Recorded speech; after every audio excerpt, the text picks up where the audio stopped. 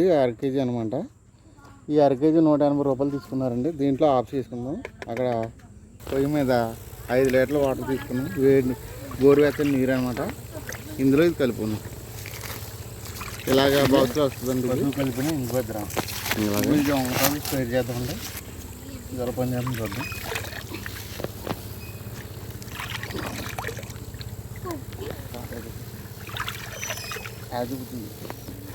ఇలా ఉంటుంది,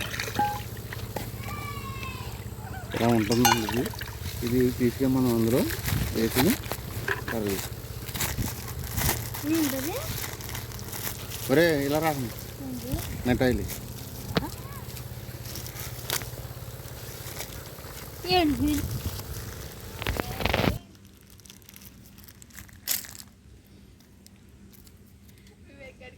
ఆఫ్ తీసుకున్నాము. వీడియోలో చూపిస్తున్న విధంగా 5 లీటర్ల గోరువెచ్చని నీరు తీసుకుని అందులో 1/2 కేజీ ముద్ద ఇంగువ పిసుకోవాలి. బాగా బాగా కలిసేటట్టు దాన్ని కలుపుకోవాలి. 5 లీటర్ గోమూత్రం కలుపుకోవాలి. 50 గ్రాముల పసుపు కలుపుకోవాలండి. ఇది 5 పంపులకి బ్యాటరీ స్పేర్లకి వస్తుందండి.